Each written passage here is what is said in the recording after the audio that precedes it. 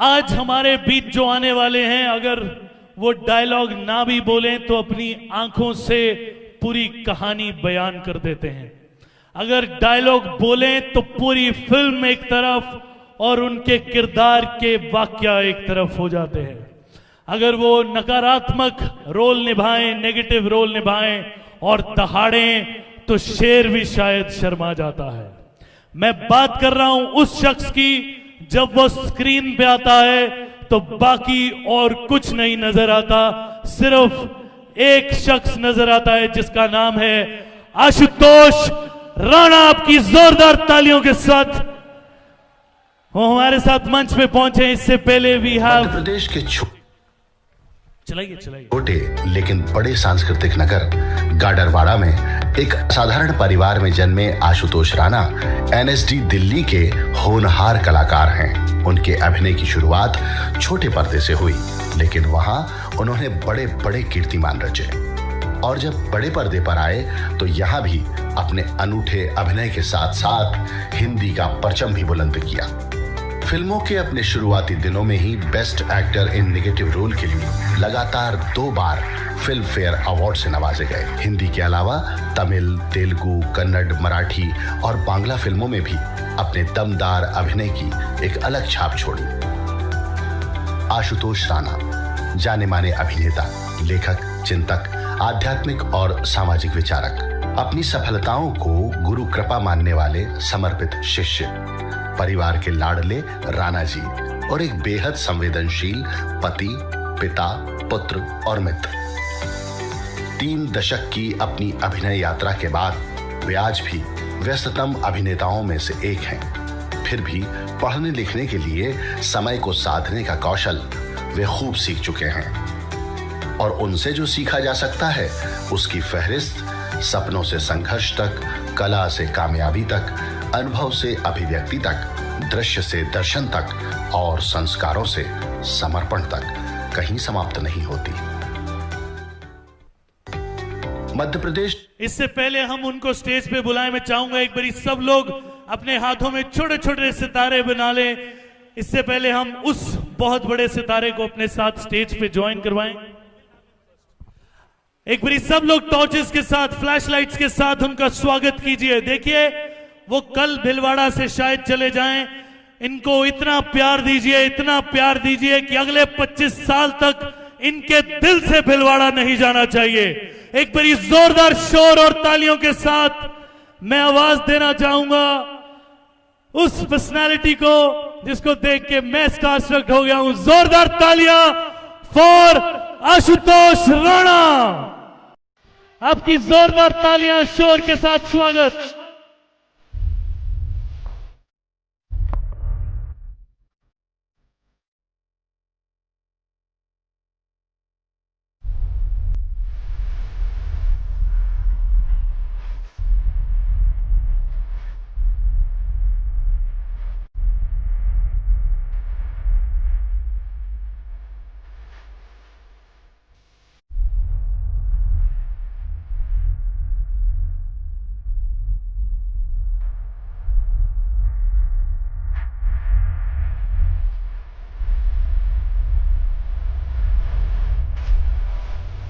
जी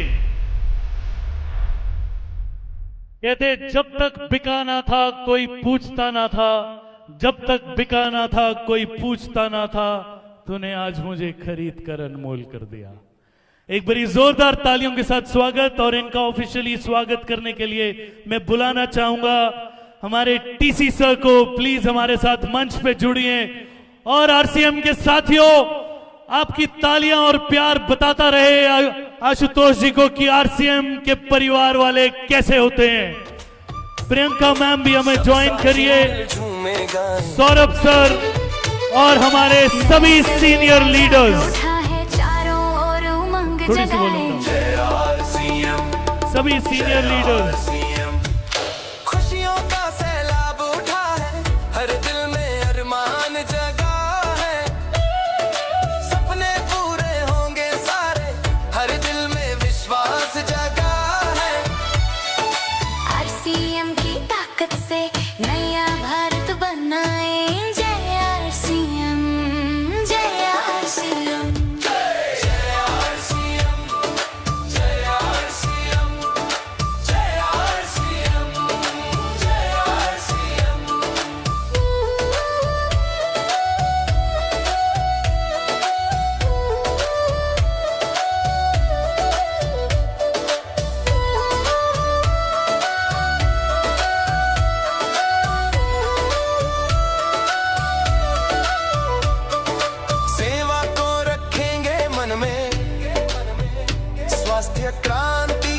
थोड़ा सा स्कैटर हो जाए जी।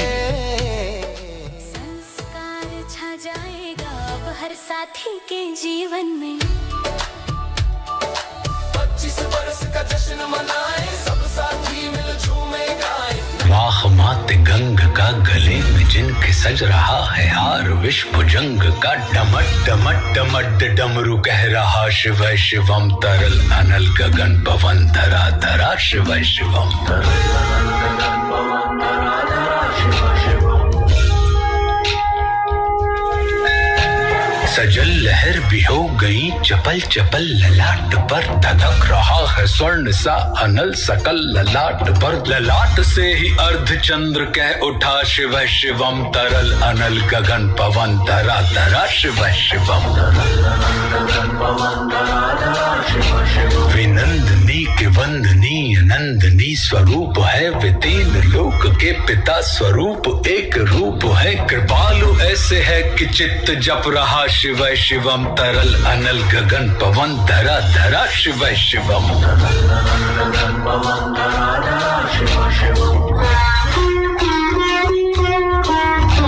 सबसे पहले सम्मानीय श्री त्रिलोकचंद जी, आप विश्वास कीजिए मैंने इतना प्रेम से भरा हुआ व्यक्ति और इतने शुभ विचारों से भरे हुए व्यक्ति बहुत अरसे के बाद देखा है।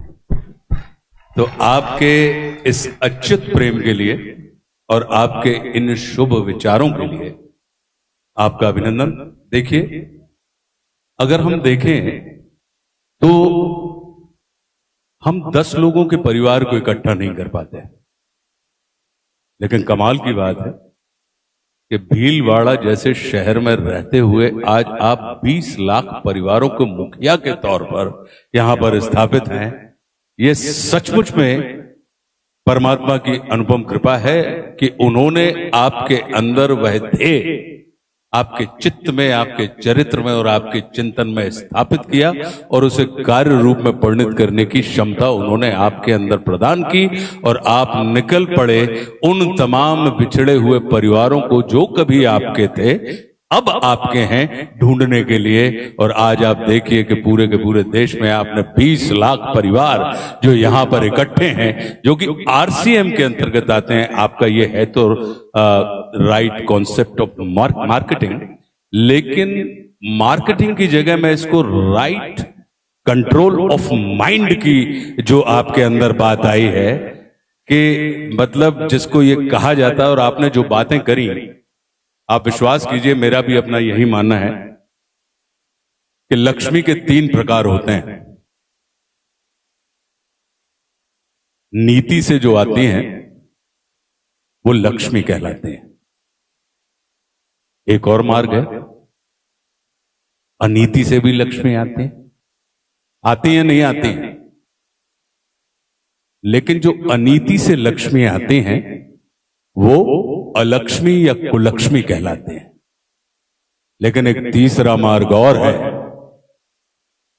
कि जो नीति और प्रीति से जो लक्ष्मी आती हैं वो महालक्ष्मी कहलाती हैं।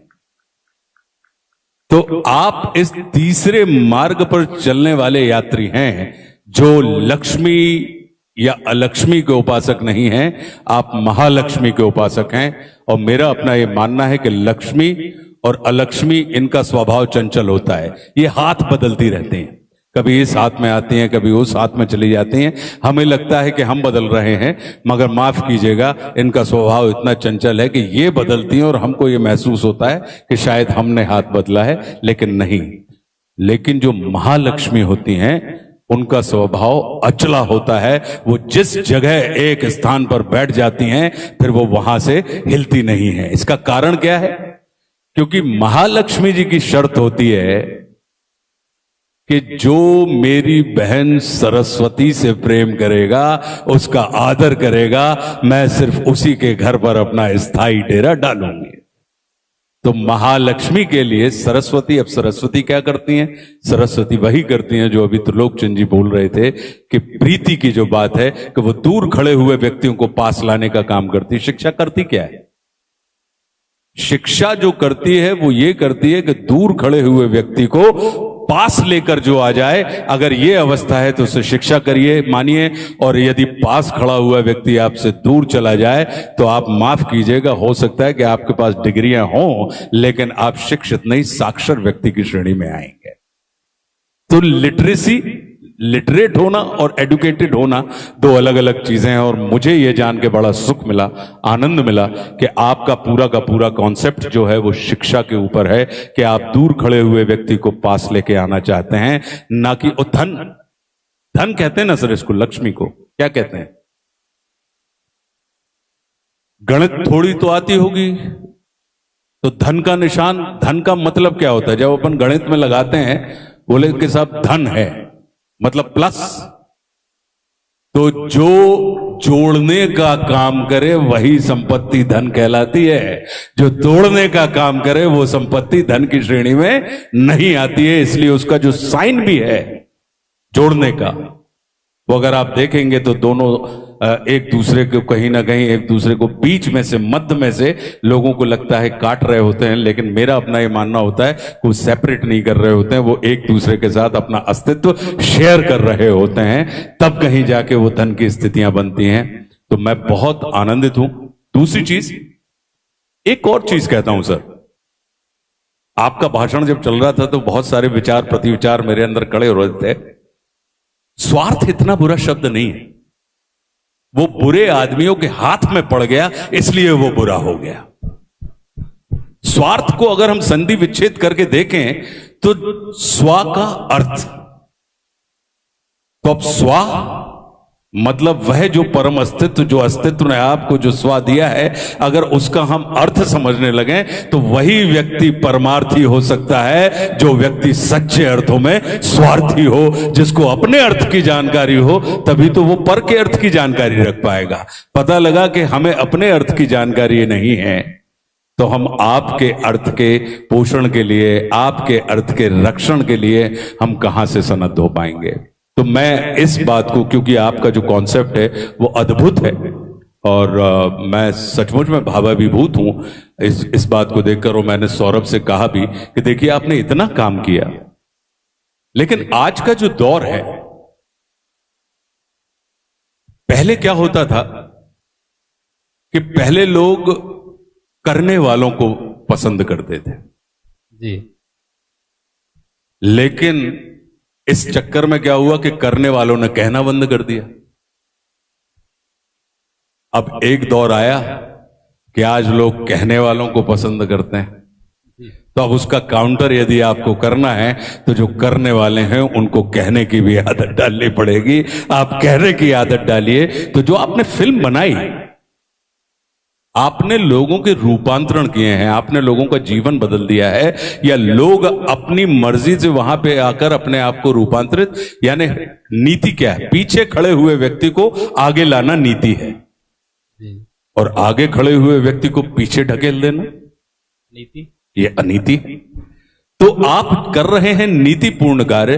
तो मेरा अपना ये मानना है कि इस चीज को वापस रीशूट करवाइएगा, अच्छे से रीशूट करवाइएगा। उसकी साउंड क्वालिटी, उन लोगों की कहानियां, उन कहानियों को देखने की मेरी रुचि है कि जिन लोगों के जीवन में पता लगा कि वो नीचे से ऊपर की जो यात्रा कर रहे हैं, क्योंकि कहानियां हमेशा उसी की लिखी जाती हैं जो नीचे से ऊपर जाता है, लेकिन लिखी तब जाती हैं।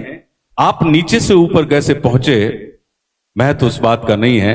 ये जगत हमारे और आपके व्यक्तित्व का वैल्यूएशन तब करता है जब आप ऊपर से नीचे उतर रहे होते हैं। तो ऊपर से नीचे जब आप किस गरिमापूर्ण तरीके से उतर रहे होते हैं, उस समय लोग आपके और हमारे व्यक्तित्व की तुलना करते हैं कि आप देखिए, क्योंकि ऊपर पहुंचने के बाद सिर्फ दो मार्ग होते हैं कि या तो आप उतरेंगे या आप गिरेंगे। तो उन्हीं लोगों की दास्तान लिखी जाती है जो ऊपर पहुंच गए। पता लगा कि माउंट एवरेस्ट पे मैं पहुंच गया और मैं कहूं कि साहब बड़ी मुश्किल से आया हूं, अब तो मुझे यहां पे पट्टा दो, मैं यहां पे मकान बना के रहूंगा। नहीं, चोटियां जो होती हैं वो झंडे गाड़ने के लिए होती हैं। आप अपना चिन्ह, अपना झंडा वहां पर गाड़िए और उसके पश्चात बहुत गरिमापूर्ण तरीके से आप उस पूरी ऊंचाई से निकल के नीचे धरती पर अपने लोगों के बीच में आइए। तो मेरा अपना ये मानना है कि इसको वापस, सौरभ, इसको रीशूट करवाना, अच्छे से करवाना। मुझे, मेरे जैसे व्यक्तियों को उन लोगों की कहानी देखने में रुचि है कि कैसे कोई व्यक्ति शेष होते हुए अपने अंदर सुप्त अवस्था का जो विशेष तत्व है उसको किसी के संपर्क मात्र से जागृत करता है और फिर वो शेष से विशेष हो जाता है, और जब विशेष हो जाता है तो वो अपने संपर्क में आने वाले समस्त शेष लोगों को वापस विशेष बनाने का काम करता है। एक और बात आपके भाषण में साहब बहुत अच्छी लगी हमें। आपने कहा कि परमात्मा से हम प्रेम करें। बिल्कुल, कितनी अच्छी बात कही, और ये मुझे लगता है अनुभवजन्य सत्य बात होगी। मेरा, आप लोगों ने, बहुत से लोग होते हैं कि जो मछली पकड़ने का काम करते हैं शौक के तौर पे, व्यवसाय के तौर की बात मैं नहीं कर रहा हूं, एक उदाहरण देने के लिए समझा रहा हूं। तो जब आप मछली पकड़ने किसी तालाब में, किसी नदी के किनारे जाते हैं तो कांटे में आप क्या फंसाते हैं, जो आपको पसंद है या जो मछली को पसंद है?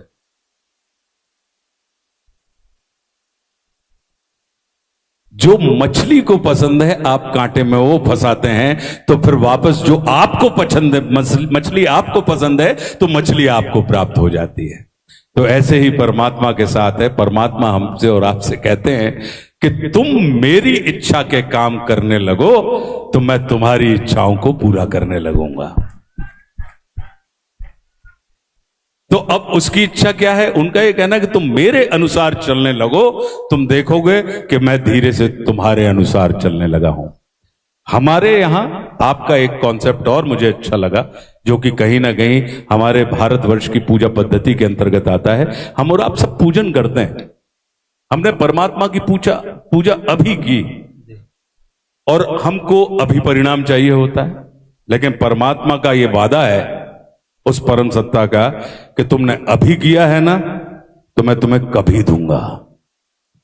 तो ये जो अभी और कभी का चक्कर है, मुझे लगता है कि आपकी जो 25 वर्षों की यात्रा रही है, ये निश्चित रूप से आपने तभी किया था और आपको अभी मिल रहा है। तो ये अद्भुत आनंद और उत्साहित करने वाला विषय है। तो बहुत बहुत अभिनंदन। आपने एक्चुअली जो लीला पुरुषोत्तम भगवान श्री कृष्ण ने हमको और आपको जो वसुदेव कुटुंब का मंत्र दिया कि अयम निजम परोवेति गणना लघुचेत साम उदार चरिता नाम तू वसुदेव कुटुंबकम, तो मतलब उन्होंने सिर्फ हमको और आपको, मनुष्य क्यों श्रेष्ठ है? क्या बाकी योनियां परमात्मा ने जो बनाई है, पशुओं की हो, पक्षियों की हो, पेड़ों की हो, पहाड़ों की हो, लेकिन मनुष्य को श्रेष्ठतम योनि कहा गया और हमसे यह कहा गया कि भाई देवता लोग भी मनुष्य के रूप में जन्म लेने के लिए तरसते हैं। इसका कारण क्या है? आप सारी की सारी प्रजातियों को देख लीजिए, ये सिर्फ अपनी प्रजाति के हित के लिए या अपनी प्रजाति से ही जुड़कर रहते हैं। मनुष्य एकमात्र परमात्मा की ऐसी रचना है कि वो चाहे चर हो, अचर हो, जड़ हो, चेतन हो, पशु हो, पक्षी हो, पहाड़ हो, पौधे हो, इन सब से जुड़कर रहता है। और वो चाहे तो इनका पोषण भी कर सकता है, इनका रक्षण भी कर सकता है, और चाहे तो इनका शोषण भी कर सकता है, क्योंकि मनुष्य के अंदर वो सारी की सारी क्षमता होती है। तो मुझे लगता है कि आपका ये जो ह्यूमन वाला कॉन्सेप्ट है, कि आपने जो कहा कि भारतवर्ष मात्र भूखंड नहीं है, जी, भारतवर्ष एक भावखंड है, और किसी भी राष्ट्र के व्यक्तित्व का आकलन उस राष्ट्र की जमीन के माध्यम से नहीं नापा जाता, उस राष्ट्र में रहने वाले नागरिकों के जमीर के माध्यम से नापा जाता है।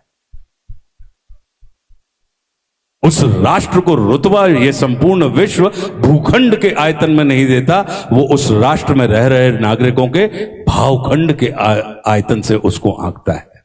तो ये भारत के पास, क्योंकि भारत की भाषा कभी भी इंकार की भाषा नहीं रही, भारत हमेशा से स्वीकार के भाव से भरा रहा। इस वजह से उसने अपने जीवन में जो कुछ भी आया उसको पूरी अस्मिता के साथ स्वीकारा। स्वीकारने का मतलब ही होता है, आपको अगर किसी से मित्रता करनी हो तो कैसे कर सकते हैं? स्वीकार भाव से उसे अपनाना है, आपको अपनाना पड़ेगा। मतलब एक्सेप्ट, एप्रिशिएट एंड एक्नॉलेज। अब आप कहें कि एक्सेप्ट तो कर लिया, लेकिन हम एप्रिशिएट, अभी ये आरसीएम क्या कर रहा है? त्रिलोक चंद्र जी कहीं ना कहीं एक्नॉलेज भी कर रहे हैं आरसीएम के पुरुषार्थ को, एक्सेप्ट भी कर रहे हैं, और इस आयोजन के माध्यम से वो अप्रिशिएट भी कर रहे हैं। हम अप्रिशिएट करें और एक्सेप्ट और एक्नॉलेज ना करें तो हमको आनंद नहीं मिलेगा। हम एक्नॉलेज कर लें लेकिन एक्सेप्ट और अप्रिशिएट ना करें, आनंद नहीं मिलेगा। हम एक्सेप्ट कर लें किसी को लेकिन एक्नॉलेज और अप्रिशिएट ना करें तो हमें आनंद नहीं मिलेगा। तो आनंद की ये जो प्रक्रिया है, जो मुझे समझ में आया, आपके इतने बड़े परिवार जो पूरे राष्ट्र में आपने खड़ा किया है, तो उसके पीछे आपका मंतव्य, आपका ध्येय, क्योंकि इंसान की सफलता या इंसान का नाम उसे प्राप्त लक्ष्यों से नहीं होता, उस व्यक्ति के अंदर स्थित ध्येय से होता है। क्योंकि टारगेट ऑफ लाइफ और पर्पस ऑफ लाइफ ये दो चीजें अलग होती हैं। तो टारगेट ऑफ लाइफ तो संसार में ऑलमोस्ट हर आदमी पूरा कर लेता है, अचीव कर लेता है, लेकिन विरले ही होते हैं जो पर्पस ऑफ लाइफ तक पहुंच पाते हैं। और वो कहीं ना कहीं अपने ही नहीं, अपने से जुड़े समस्त लोगों के पर्पस को, उद्देश्य को पूरा करने के हेतु भी होते हैं और सेतु भी होते हैं। जी सर, आपने तुमने तो सवाल क्या पूछा था यार? मुझे सवाल हमारा था आरसीएम परिवार में आपको कैसा लगा, और आपने जो जवाब दिए हैं सर, आपने मेरे अगले 2-3 सवालों को भी इसमें ऑलरेडी ले लिया है। तो उनको काट दो। तो आगे बढ़े सर। जी बिल्कुल। अभी सर, जब आप वैल्यू सिस्टम की और जो सब बातचीत आप कर रहे थे, बहुत ज्यादा ये इतनी अलाइंड है जो भी हम आरसीएम की वैल्यूज पे बात करते हैं। इस पूरे संदर्भ में जब आप आरसीएम परिवार में आए हैं और आपने देखा, तो आपको कैसे लगता है कि जो हम आत्मनिर्भर भारत की तरफ तैयारी कर रहे हैं, जो हमारी इतनी बड़ी फोर्स, हमारे इतने लोग उस पर काम कर रहे हैं, उसमें हम कैसे कंट्रीब्यूट करें? इसमें सिर्फ मैं एक चीज जोड़ना चाहूंगा। जी जी। इस जगत में कोई भी व्यक्ति सेल्फ मेड नहीं होता, ध्यान रखिए। आत्मनिर्भर भारत के साथ साथ इसको परस्पर निर्भर भारत की अगर हम दिशा में बढ़ जाएं कि हम और आप एक दूसरे की परस्परता के माध्यम से, एक दूसरे की निर्भरता से, एक दूसरे के भार को उठाकर निर्भर करने की दिशा में हम बढ़ रहे हैं, वही आत्म परिष्कार का विषय होता है। तो मैं इसको बिल्कुल ऐसे ही देखता हूं। और इस चीज में मेरा अपना मानना हुआ है कि एक चीज होती है प्राइस। तो प्राइस किसकी होती है? जो बिक सकता है। हाँ, तो जो बिक सकता है उसको क्या कहा जाता है? वस्तु। तो कीमत जो होती है, प्राइस होती है, वो वस्तु की होती है, और व्यक्तियों के पास मूल्य होते हैं, वैल्यू होती है। तो अब ये चुनाव हमें करना है कि हम व्यक्ति से वस्तु की यात्रा करना चाहते हैं बाजार में खड़े होकर, या हम व्यक्ति रहते हुए बाजार को परिवार में कन्वर्ट करना चाहते हैं। क्योंकि हमारे यहां भारतवर्ष में व्यापार को क्या कहा जाता था पहले? मैं गाडरावाड़ा का रहने वाला हूं, मध्य प्रदेश में एक बहुत छोटा सा गांव है। तो हमारे यहां पता लगा कि महीने में दुकानों के ऊपर पता लगा राशन आ रहा है, तो 1 तारीख से 5 तारीख के बीच में राशन वाले का हिसाब हो जाता था। तो अगर कभी कभार हम लोगों को कुछ सामान लेने जाना पड़ता था तो हम उसी दुकान पे पहुंचते थे, और उस दुकान पे पहुंच पे हम सामान लेते थे और हम अपने घर आ जाते थे। तो ये कहा जाता था कि उस दुकान पर हमारा व्यवहार चलता है। तो व्यापार जो है वो मूलतः व्यवहार की श्रेणी में आता है। तो अगर हमारा और आपका व्यवहार एक दूसरे के साथ चलने लगे तो आप विश्वास कीजिए हमारा व्यापार जो है वो निश्चित रूप से कहीं ना कहीं हमको और आपको। अमीर क्या होता है? अमीर और गरीब किसको कहेंगे आप? जिसके पास इनफ है।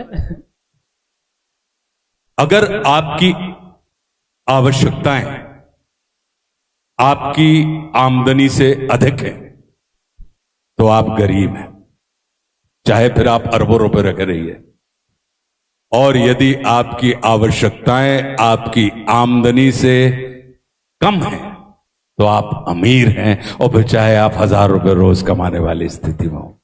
तो जो पूरी की पूरी आपकी बातचीत में मुझे समझ में आई थी, वो ये समझ में आई थी कि आप आवश्यकताओं की कमी के ऊपर, कि जो प्राथमिक आवश्यकताएं हैं, कि अब आपने स्वास्थ्य के ऊपर काम किया, आपने सेवा के ऊपर काम किया, आपने संस्कार के ऊपर काम किया। अब संस्कार किसको कहेंगे? मुझे 1 रोटी की भूख है और मेरे पास 1 रोटी है, वो मैंने खा ली, तो ये मेरी प्रकृति है। मुझे 1 रोटी की भूख है, मैंने 4 रोटी खा ली, ये मेरी विकृति का प्रमाण है। और मेरे पास एक रोटी है और मैंने उसमें से अपनी आधी रोटी अपने साथ वाले को खिला दी, यह हमारी संस्कृति का प्रमाण है।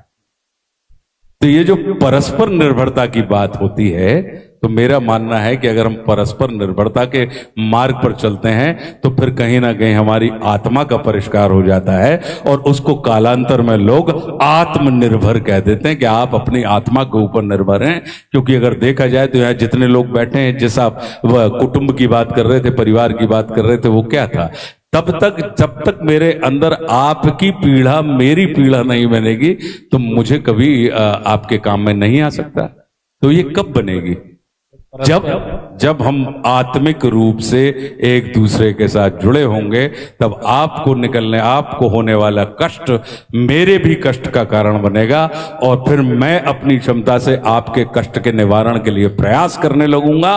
और जब आपके कष्ट का निवारण हो जाएगा तो हम और आप दोनों इष्ट यानी परम आनंद की स्थिति में हो जाएंगे और एक दूसरे के प्रति सतत एक दूसरे के साथ जुड़े रहेंगे। तो मेरा ये मानना है कि ये जो कॉन्सेप्ट आपका है, अब चूंकि हमको और आपको पश्चिम का हमारे ऊपर बहुत प्रभाव है, और पश्चिम ने हमेशा से धन की भाषा बोली है।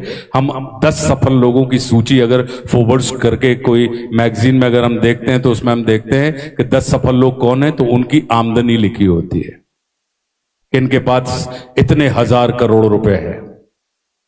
तो हर बच्चे को, हम जैसे आप जैसे सब लोगों के अंदर ये मैसेज जाता है कि अगर अपने आप को सफल लोगों की श्रेणी में खड़ा करना हो तो धन कमा लेना, क्योंकि धन कमा लोगे तो तुम्हारा नाम मैगजीन में छप जाएगा। वो हमारे गुणों को नहीं छापते, वो हमारे उन चीजों को नहीं छापते। अगर वो किसी की संघर्ष यात्रा भी छापते हैं तो तब छापते हैं जब हम और आप आर्थिक रूप से उस पैमाने पर कहीं ना कहीं अपने आप को स्थापित कर पाने में सफल रहे।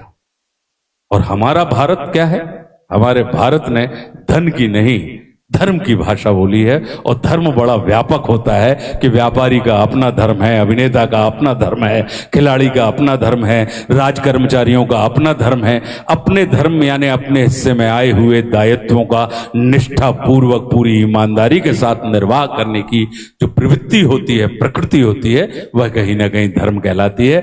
उसमें कर्म कांड एक दूसरी चीज होती है कि अगर मुझे पता लगा कि भगवान शिव पसंद है तो मैं भोले बाबा के यहाँ बेलपत्री लेके चला गया, आपको कन्हैया जी पसंद है तो आप उनके यहाँ नारियल लेके चले गए, तो कहीं परमात्मा श्री राम किसी को पसंद है तो उनके दरबार में प्रसाद लेके चला गया। तो ये कर्मकांड की प्रक्रिया के हिस्से होते हैं, लेकिन ये सारे के सारे कर्मकांड कहीं ना कहीं हमें दायित्व बोध से भरने के लिए होते हैं कि अपने हिस्से में आने वाले संपूर्ण जगत को तुम अपने जैसा बना लो।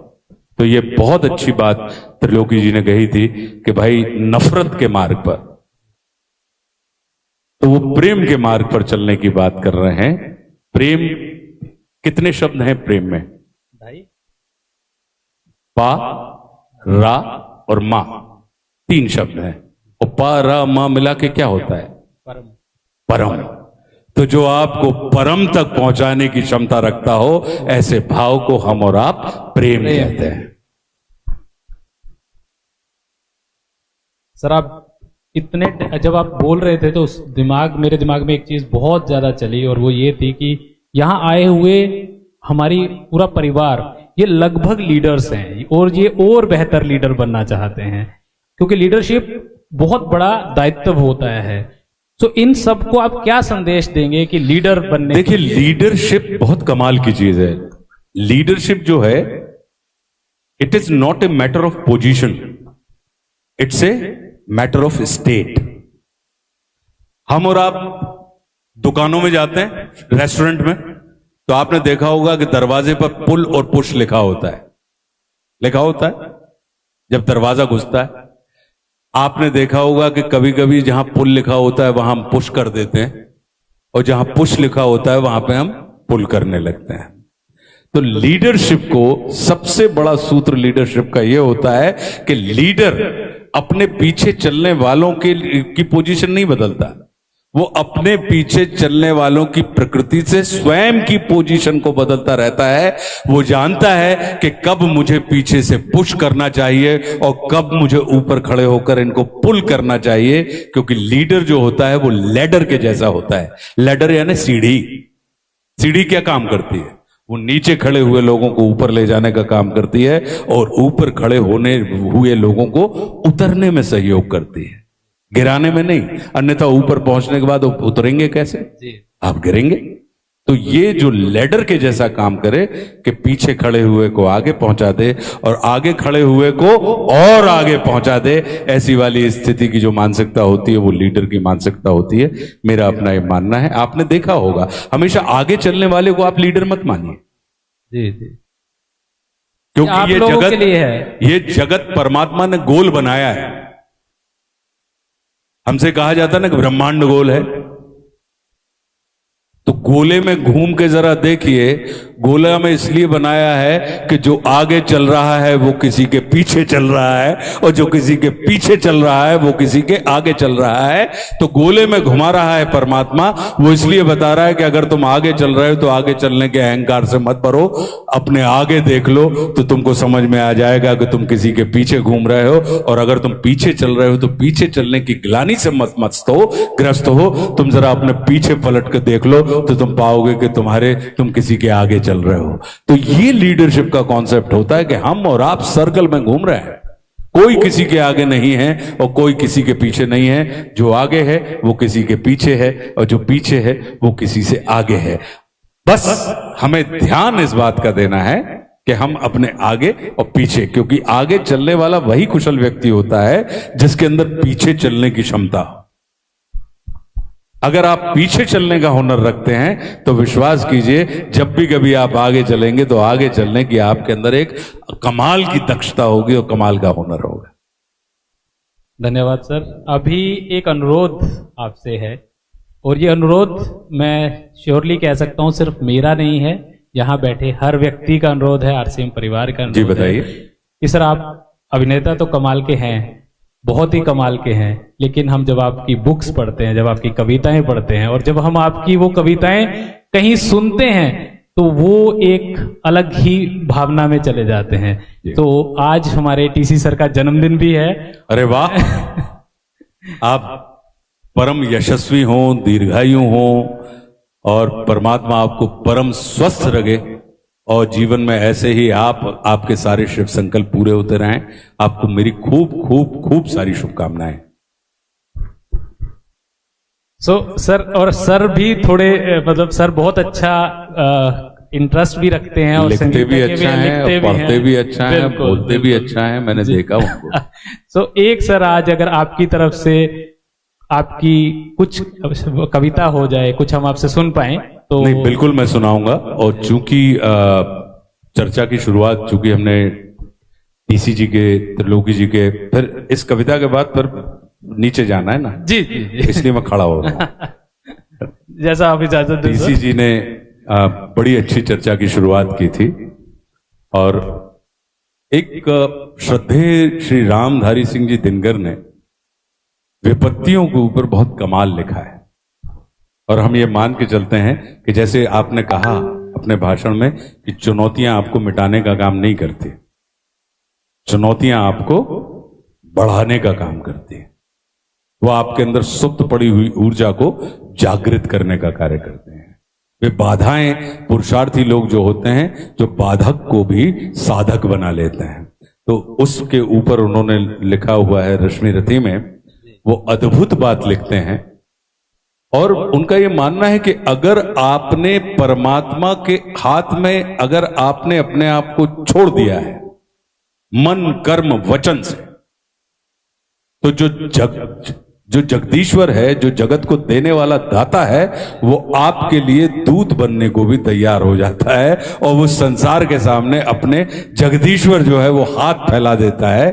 तो ये बहुत अद्भुत एक जो रचना है, तो उसका एक हिस्सा मैं आपको सुनाता हूं। जी। कि हो गया पूर्ण अज्ञातवास, पांडव लौटे वन से साहस, पावक में कनक सदृश तप कर, वीरत्व लिए कुछ और प्रकार, नस नस में तेज प्रवाह लिए कुछ और नया उत्साह लिए। सच है विपत्ति जब आती है कायर को ही दहलाती है, और शूरमा नहीं विचलित होते, क्षण एक नहीं धीरज खोते, विघ्नों को गले लगाते हैं, कांटों में राह बनाते हैं, मुख से न कभी उफ कहते हैं, संकट का चरण न कहते हैं, जो आ मिलता सब सहते हैं, उद्योग निरत नित रहते हैं, और शूलों का मूल नसाने को, शूलों का मूल नसाने को, और बढ़ खुद विपत्ति पर छाने को, है कौन विघ्न ऐसा जग में, टिक सके वीर नर के मग में, खम ठोक ठेलता है जब नर, पर्वत के जाते पांव खड़, और मानव जब जोर लगाता है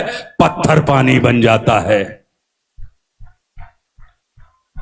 और गुण बड़े एक से एक प्रखर, जो आपने बोल रहे थे कि गुण बड़े एक से एक प्रखर हैं छिपे मानवों के भीतर, मेहंदी में जैसे लाली हो, वर्तिका बीच उजियाली हो, और बत्ती जो नहीं जलाता है रोशनी नहीं वह पाता है, और पीसा जाता जब इक्षुदंड, मतलब गन्ना पीसा जाता जब इक्षुदंड, झरती रस की धारा अखंड, और मेहंदी जब सहती है प्रहार, बनती ललनाओं का श्रृंगार, और जब फूल पिरोए जाते हैं हम उनको गले लगाते हैं।